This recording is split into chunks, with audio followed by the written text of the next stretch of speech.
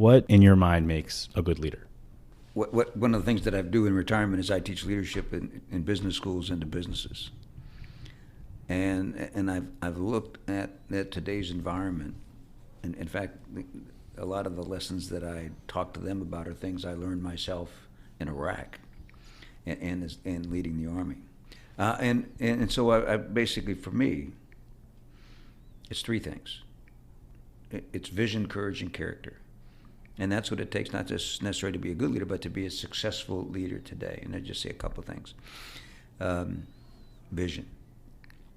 The number one responsibility for a leader is to point the way ahead. But in today's crazy world, getting a clear view of what you're trying to accomplish and then articulating it in a way that your subordinates can comprehend it and execute it is really, really hard. And what I saw in Iraq and I saw in the Army, that when people are confronted with a lot of complexity and a lot of ambiguity, they don't act.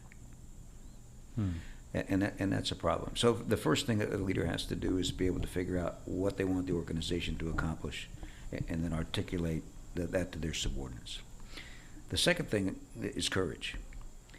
And for a leader, any time you're making a decision, you're making a judgment about the future. You don't make decisions about the past. That's history. You know, your last quarterlies are history. You're making decisions about the next quarter and the one after that. And so any time that you're making a judgment, there's risk, because we can't predict the future. And I get all of my students, they say, okay, babe, raise your right hand. I swear I can't predict the future. You can't. But people don't want to accept that. They want certainty. But it takes courage to act in the face of all the uncertainty and risk that's there. But you have to act today to succeed. And then lastly, character. There's one of my predecessors as Army Chief of Staff was a guy named Creighton Abrams. He was Patton's lead tank battalion commander going into Bastogne. And he became the Army Chief of Staff in the early 70s. And he used to say, the higher up the flagpole you go, the more your butt hangs out. Which means the higher the position you're in, the more people are watching you. Yep. He said that in 1970, before everybody had a camera and a recording device. That's true. And so what I tell the students is, and in the business audiences that I talk to, is, look, if you're not living the values that you espouse, the only one that doesn't know it is you, because everybody else sees you for the phony that you are. And character is hugely important in the military, because leaders in the military make life or death choices. And from a day a soldier or an officer comes into the Army, the 7 Army values are instilled in them: loyalty, duty, respect, selfless service, honor, integrity, and personal courage. And every man or woman in the Army is held accountable to those values, from a private to the 4-star general. What is the best advice you've received about leadership, and who gave it to you, and why is that the thing that stuck with you? 2 things. The first was from my grandfather. And I was probably about 12. And for some reason, he felt that he thought I needed a little mentoring, I guess. But I got the arm around his shoulder and walk off to the corner of the porch. And he said, George, I'm going to tell you something here that you need to pay attention to.